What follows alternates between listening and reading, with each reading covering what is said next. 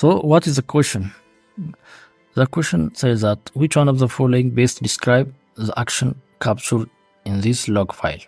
So which one of the following would the security analyst conclude for this reported vulnerability? Okay, question number 3 is more related with log analysis. The security analyst locates a potentially malicious video file on a server and needs to identify both creation date and the file creator.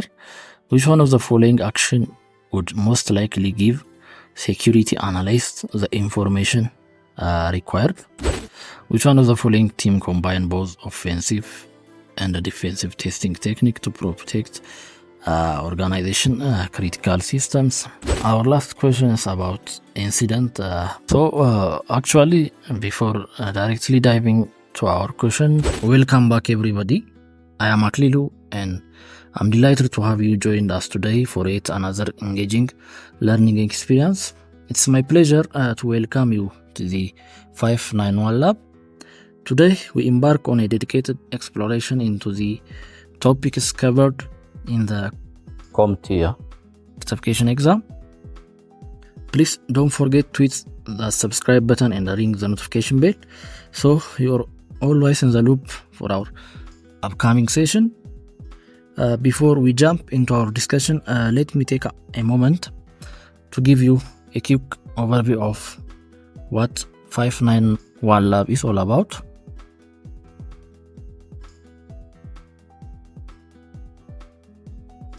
.591 lab, pronounced as 591 lab, is the top IT training and certification exam brand in China, Hong Kong, Taiwan, and Singapore. Our mission at 591 lab is provide our client with exceptional exam preparation experience for certification in Cisco, CompTIA, Aruba, Juniper, Palo Alto, and Fortinet exam tracks. Today's agenda involves a comprehensive exploration of key topics within CompTIA Security Plus, with a specific focus on vital aspects of security operation. So this will include log analysis, vulnerability assessment, and incident response. Okay, log analysis.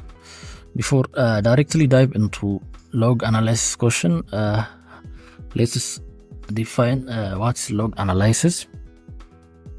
Log analysis refers to the process of examining and interpreting a log file.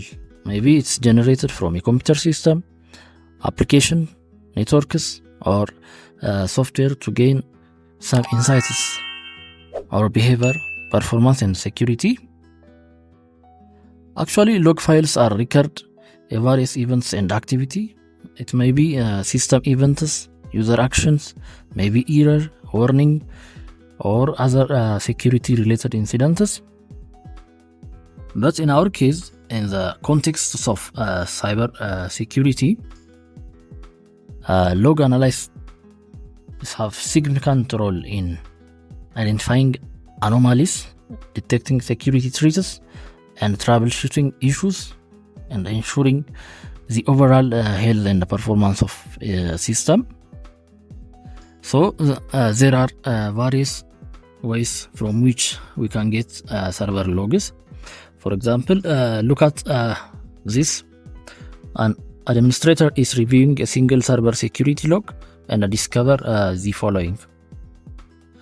There is a keyword audit failure, and there is a date and the time. There is a source, which a source is a Windows security. There is event ID, task, and category. So if we have a Windows server like web server, we can get the logs or incidents in the Apache, then in the log sources. For Windows, we have Windows log servers. This have for every window or any window operating system, there is an event viewer. This used to see window logs, for example, they have its own application logs and security logs. There is a secure, audit failure, there is a date and the time, there is a source, there is event ID, there is a task category. So this is a log that's actually equivalent to this log given. So what is the question? The question says that which one of the following best describe the action captured in this log file? A. Brute force attack. B. Privilege escalation. C. Failed password audit. D. Is forgotten password by the user. So in order to determine which answer is correct, initially we have to see brute force attack simulation using Metasploit framework in order to identify others, because at times there can be a confusion between a password audit and a brute force attack. So we have to demonstrate this using Metasploit.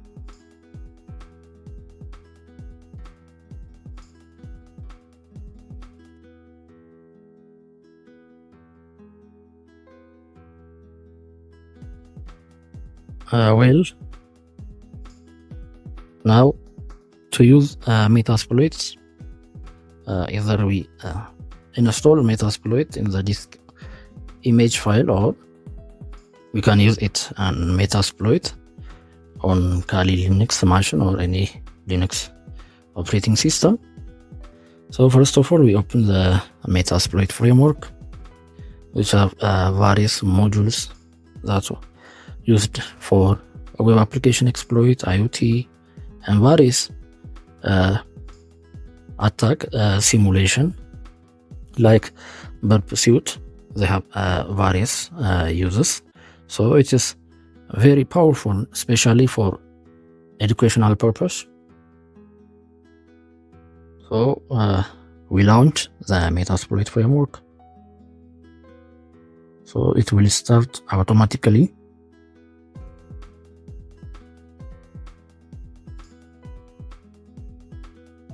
Then we will use various modules to exploit.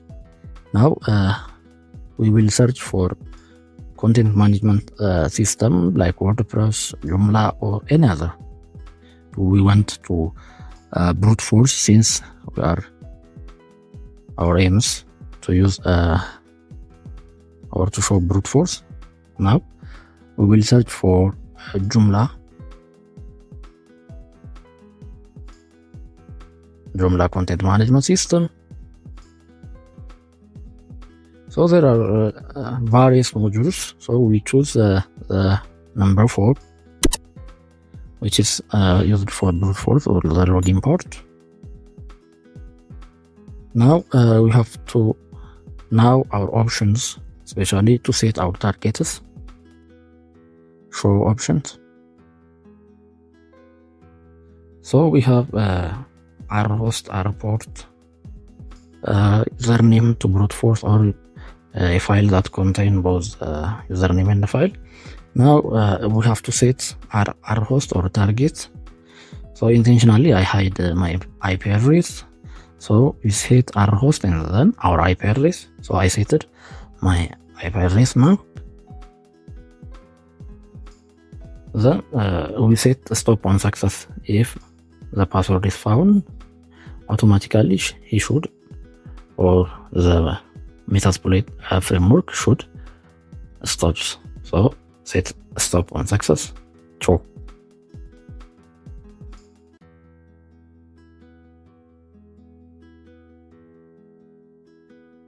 Then I have to use a password and name combination file, which contain password and username as a file, since I want to automate my brute force. So set user pass file, and then we will enter the directory that we want.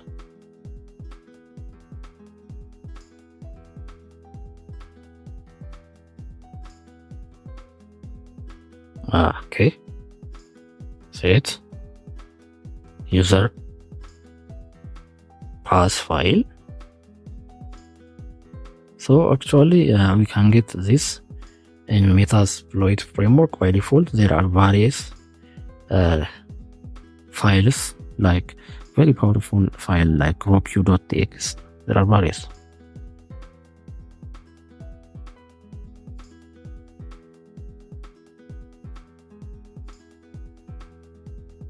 Now we open a root terminal emulator.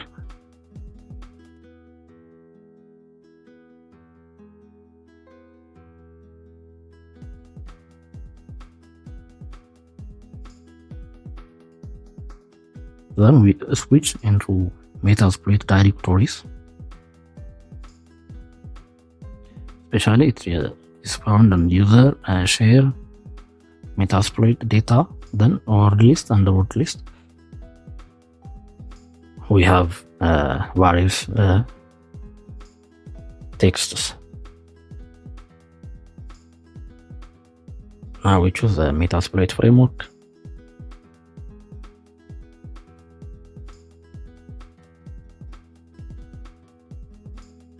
So we switch into Metasploit framework.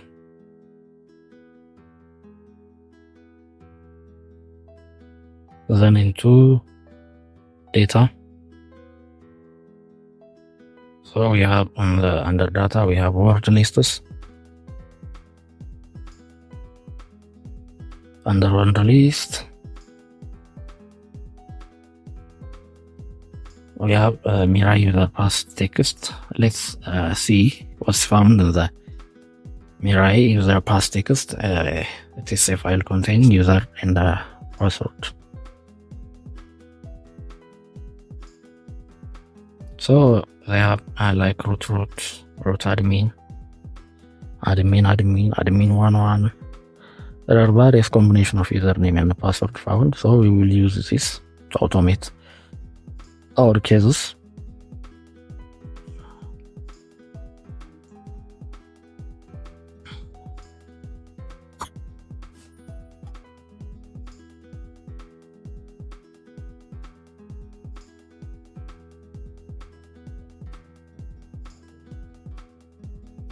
That's the file.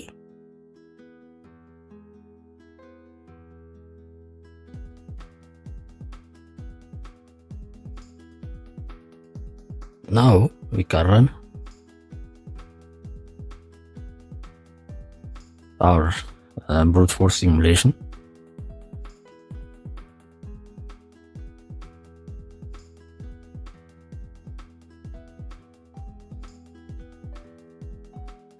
Then it will run automatically.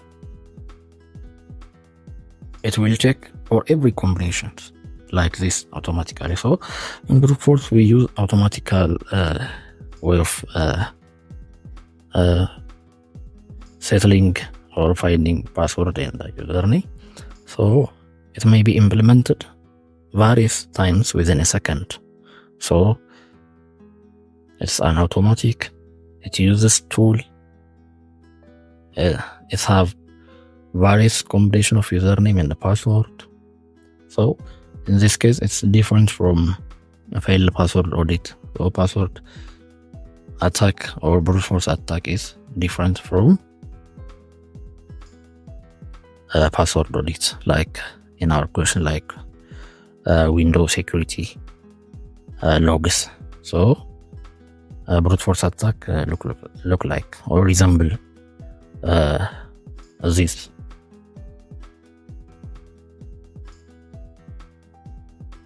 So this is all about Metasploit framework on brute forcing techniques.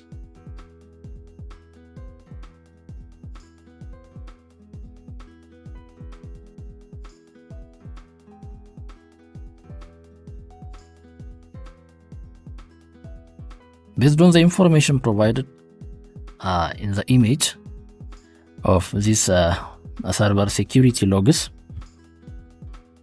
the answer is most likely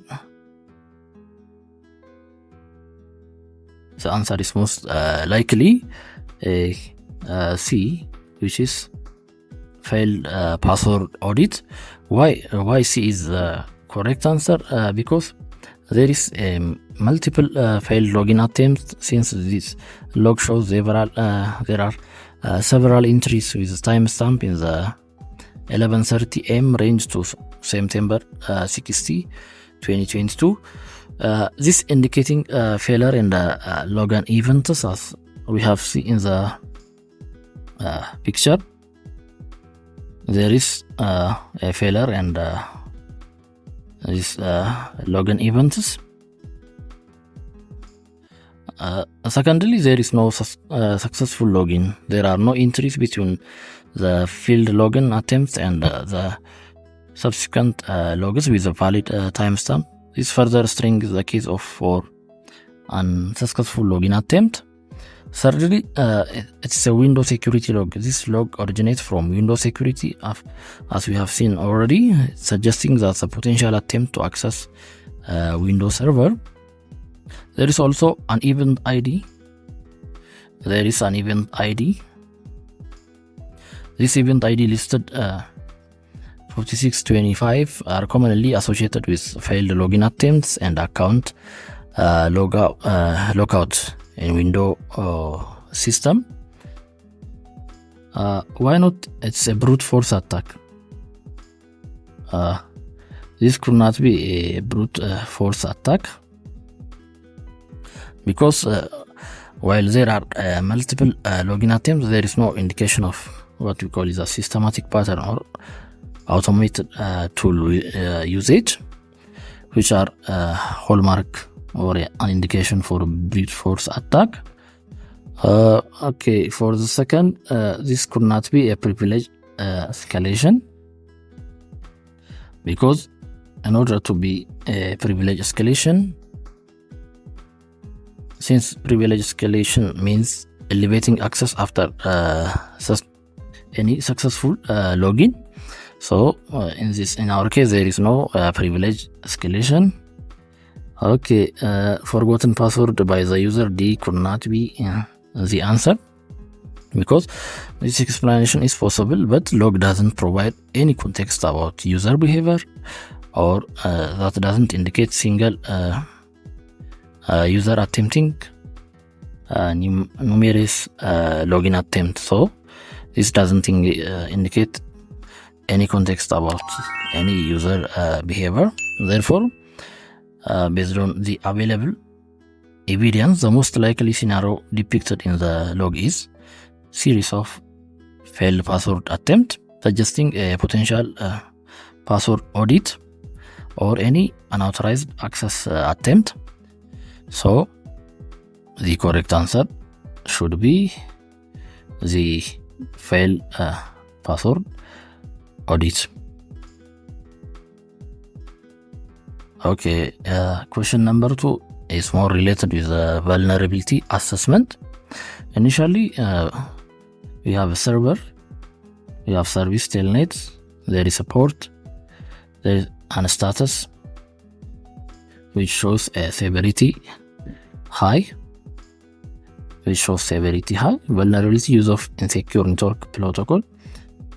A security analyst perform the following tests: nmap -p script telnet encryption, then the port is revealed, the state is open, surface telnet, reason is synchronization acknowledgement, there is telnet encryption, telnet server supports encryption. So which one of the following would the security analyst conclude for this reported vulnerability? A, it's false positive. B, a rescan is required. C, it is considered noise. D, compensating control exists. So actually we have to define what is vulnerability assessment. Vulnerability assessment is a general concept related with a systematic process of identifying, evaluating, and or giving priority to security vulnerable found in any computer, network, and applications. The goal of vulnerability assessment is to proactively discover weakness in any organizational IT infrastructure before they can be exploited by any malicious attacker or any advanced persistent threats. So the process involves a comprehensive review of systems, software's configuration, and network architecture to identify any potential points of weakness. So this vulnerability assessment is crucial component of any comprehensive cybersecurity startup companies or any organizations, because it helps organizations to proactively manage and improve their security posture. So when we get back to our question, before directly answering this question, let me see some lab demonstration of Nmap. Or this Nmap is simply a network scanning tool, which is an open source Linux command line tool used for any network exploitation or exploration, for host discovery and security auditing. So let me see this using some demonstration. First of all, we open the Nmap. Yeah, Nmap. As you can see, Nmap has various uses, like target specification. We have to specify our target, host discovery, and they have various scan techniques, and also there is port specification in the scan order. We can identify the service version. We can implement various scripts, also used for operating system detection. Also we can evaluate timing and performance. There are various techniques like firewall or IDS evasion, and also spoofing techniques. So the output may be like this.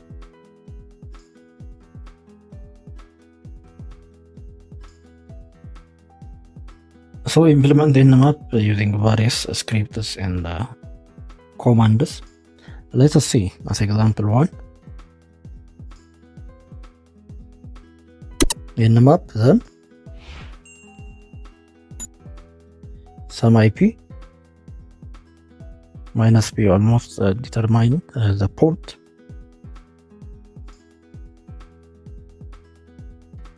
This is IP from the questions.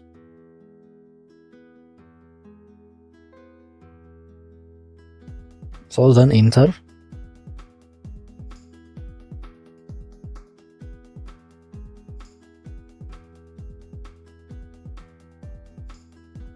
Well, then enter. So the Nmap will start automatically. So you can describe ports and also the states.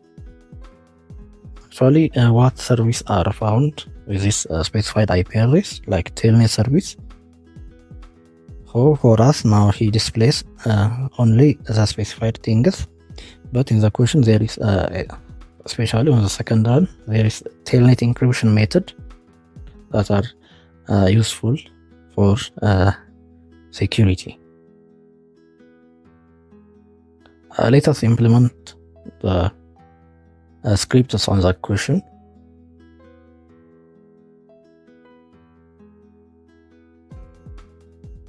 So now Telnet script.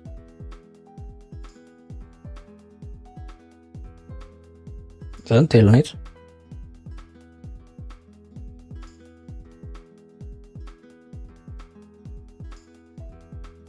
Then asking for the encryption. Different from that's displayed in the question. So in our case there is no encryption telnet displayed, but for the question there is encryption displayed, so that will help for making serious or difficult for the attacker to use this. So Nmap has various uses, as we seen it already in the theoretical part.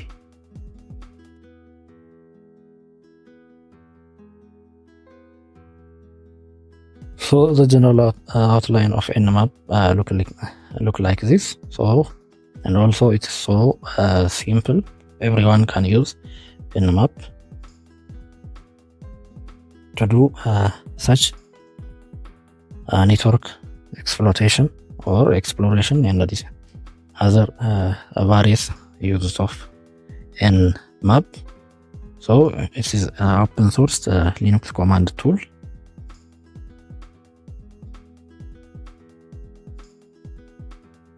Okay, for this so the correct answer for this will be D, which is compensating control exists. Here is why.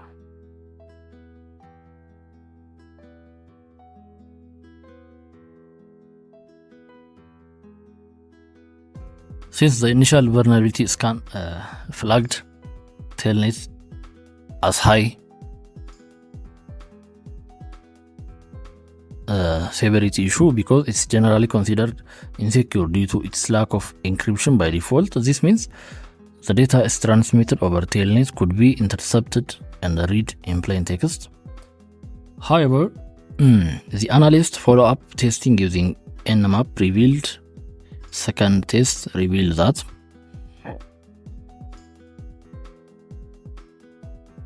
the Telnet server is specifically supports encryption. It supports encryption. This mitigating factor that reduces the risk associated using Telnet. Presence of encryption acts as a compensating control. It doesn't eliminate the vulnerability entirely, but it does make any crucial more difficult for attacker to exploit. Therefore, while Telnet is still not ideal from security standpoint, the fact that it supports encryption in this case means the vulnerability is less severe than the initially reported. So the correct answer is D. Why it's not false positive? False positive could not be the answer because this is not accurate, because Telnet is still potentially insecure protocol. The vulnerability exists, but it's mitigated by the encryption feature. This means the vulnerability exists and mitigated. Okay, for the B, rescan is required. A rescan isn't necessary in this case, since the Nmap test already confirmed the server ability to use the encryption. Okay, for C, it is considered a noise. This option implies that the vulnerability is not significant, but that's not true. It's still important to be aware of the risk associated with Telnet, even when encryption is enabled. So in general, we have to know that compensating control can be a best way to reduce the severity of vulnerability, and the vulnerability scan should be followed up with additional testing to gain more context. Finally, even with compensating control, it is the best to avoid using inherently insecure protocol when possible. Okay, question number 3 is more related with log analysis. A security analyst locates a potentially malicious video file on a server and needs to identify both creation date and the file creator. Which one of the following action would most likely give security analyst the information required. A. Obtain the file SY0-256 hash. B. Use the hex dump on the file's content. C. Check endpoint logs. D. Query as the file metadata. For this question, the correct answer will be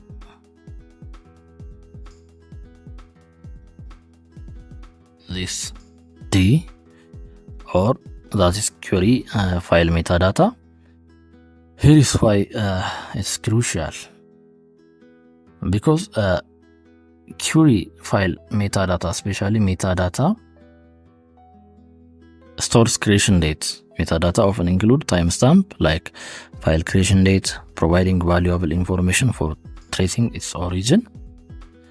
Secondly, it captures creator information. Metadata can capture creator information depending on the file type. Metadata might also preserve detail about the user or device that created it.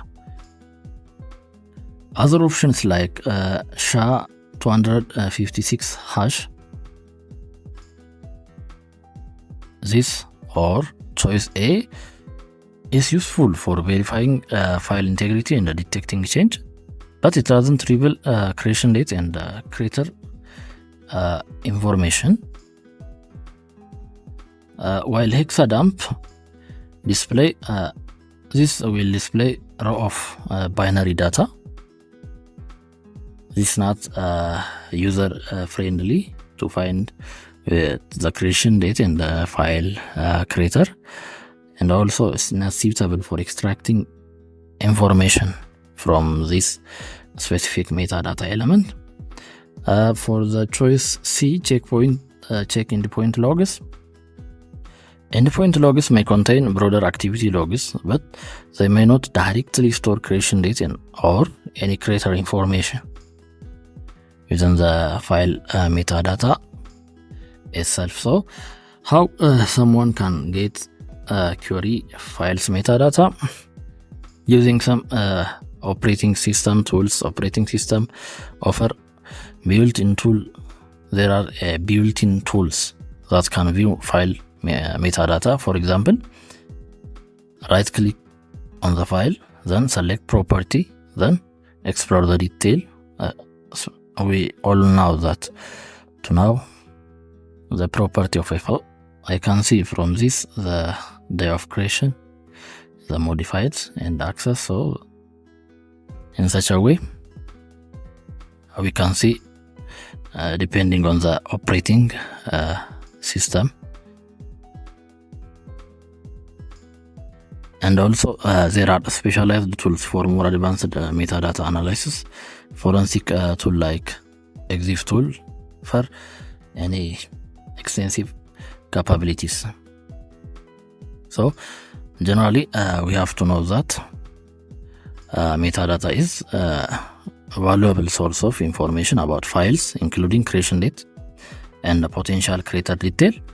So understanding of how to query a metadata is effectively essential for any security analysis. So let me see this using some cases.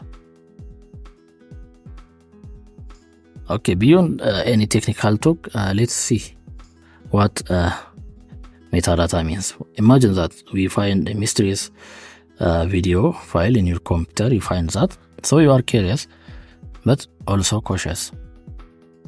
It could be harmless entertainment or digital trap. How do you figure out its origin and who put it there? So that's where metadata comes. The hidden detail embedded within a file itself. It's like any tiny label on the back, whispering secrets about the file creation date, author, even the camera it was filmed with. That's why metadata is so important. So metadata is like time machine. It stores timestamp revealing exact day and time where the file was when the file was created. So this information can pinpoint when suspicious activity occurred to narrow down investigation time. It also reveals the outer fingerprints depending on the file type. Metadata may contain details about user and a device that carried. So how does this analyst access the hidden treasure behind this? Think like reading a book. Most operating systems offer built-in tools to view file property, where you combine basic metadata like creation dates, as we say in the window 11. Now for deeper dive, for more deep analysis or investigation, there are forensic tool like EXIF tool, act like magnifying glasses, revealing hidden information like camera sting, location data, even previous edits. So this is all about the metadata concept. So generally we have to know that metadata is a powerful tool for any security analysis investigation, even for every individual. So understanding how to read and interpret this information can unlock crucial insights into the digital world around us. So by using the power of metadata, we can identify suspicious file, trace their origin, and also stay one step ahead of any potential threats. So the correct answer is, this is what we call that query the file metadata. Which one of the following team combine both offensive and defensive testing technique to protect organization critical systems? So especially the team, there are various teams in organizations that are created to mitigate any cyber security related issues. There are red team, blue team, purple team, and yellow team. What are red teams? What are red teams? What are these red teams? And also, so red teams are emulate attackers that conducts penetration testing to identify vulnerabilities in security and a network or in security systems. So they are not directly involved in defensive measure, while blue teams, this blue teams focus on defensive strategy. These are defender. This will be the attacker. This will be they are defenders.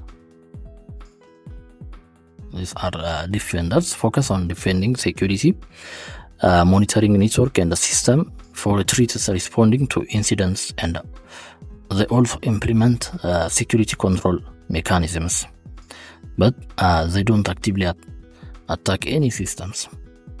While purple teams they are teams that combine expertise of both red and blue teams. They conduct a simulated attack to find vulnerability, then work with blue team to patch them and strengthen defense. This collaborative approach fosters more comprehensive ways understanding any security posture and lead to more effective security measures. So which combines both offensive and defensive testing mechanism could be this purple team. So the correct answer is purple team. While yellow teams, this yellow teams are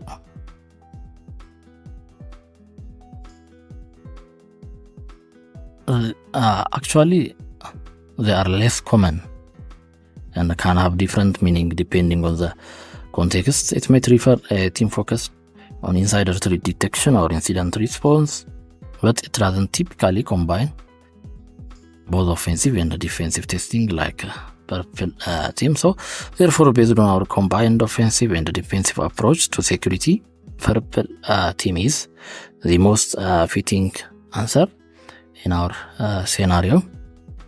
So Purple teams generally they have their own roles, like identifying vulnerabilities that might be missed by traditional methods, improve collaboration between offensive and defensive team, provide more realistic picture of organization security posture. By leveraging the combined skills of red and the blue team, Purple team can significantly enhance organization ability to protect any critical systems. Let me see this using some conceptual illustrations or demonstration.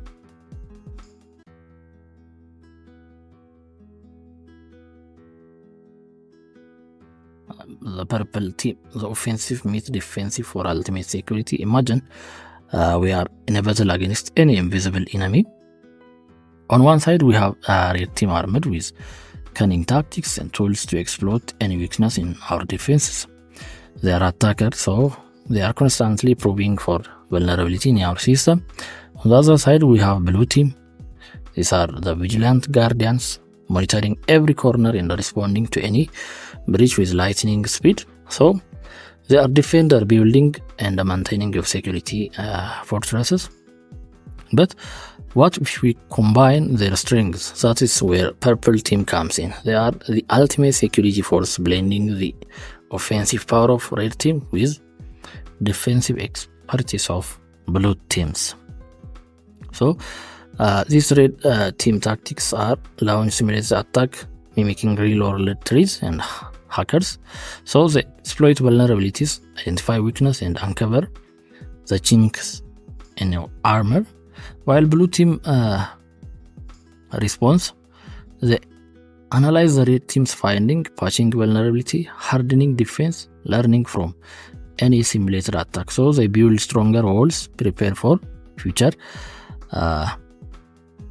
battles. For a more general case, the benefits of this combined approach are undeniable, because more realistic testing, improved communication, so they are helpful for proactive defenses. Our last question is about incident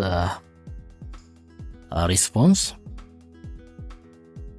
So actually, before directly diving to our question, let me give you an overview of what incident response is. Incident response actually refers to the structured process of preparing for and identifying, investigating, and responding to security incidents in organization, IT infrastructures, or information technology environments.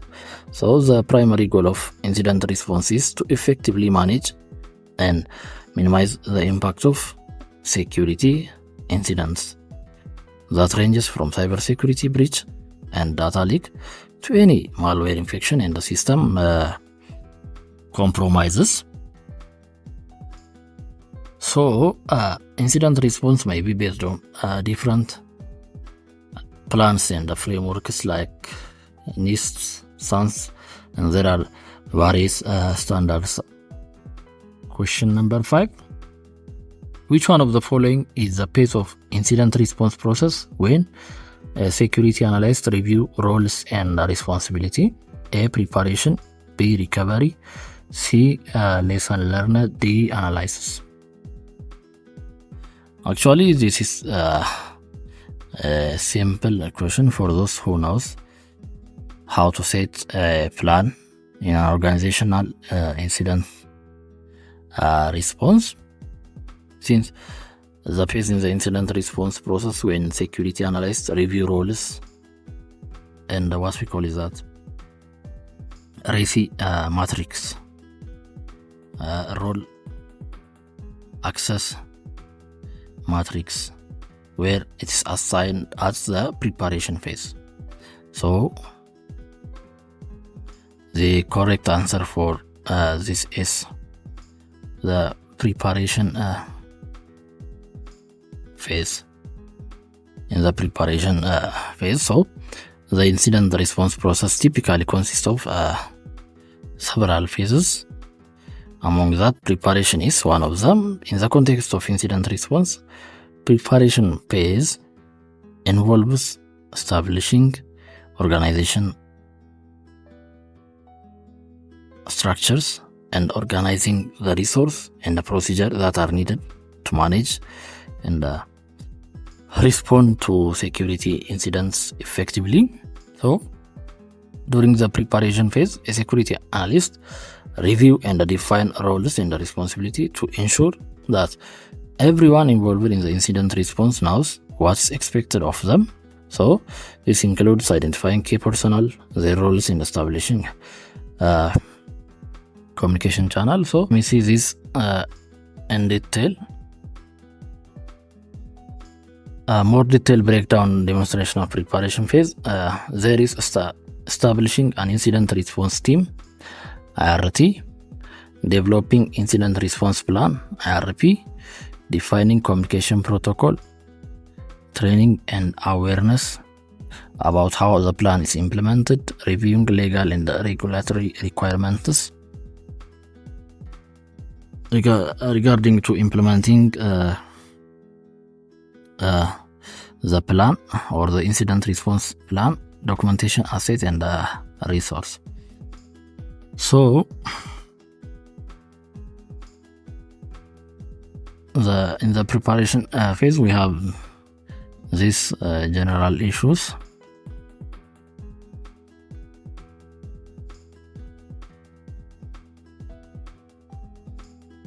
So the correct answer could be A, preparation. The correct answer is preparation. So why not recovery? Recovery is a phase. Actually, it's focused on restoring system and service to normal operation after incident has been contained and eradicated. While lesson learned, or C, the lesson learned phase comes after incident has been fully arrested. So it involves analyzing the incident response process to identify strengths and weakness. While the analysis phase involves investigating and understanding the nature of and the scope of the incident. So it includes activities such as forensic root cause analysis, determining the impact of incidents. So this is all about today's agenda. Thank you for your participation in today's class at 591 Lab. We trust that you find the material both informative and beneficial. Mastery of any new skill requires consistent practice, so we encourage you to revisit the course content and continue practicing with assistance of 591 Lab's support. Should you have any question or concern, please feel free to reach out to us. Your active involvement is greatly appreciated, and we eagerly anticipate your presence in our upcoming class. Wishing you a wonderful day ahead.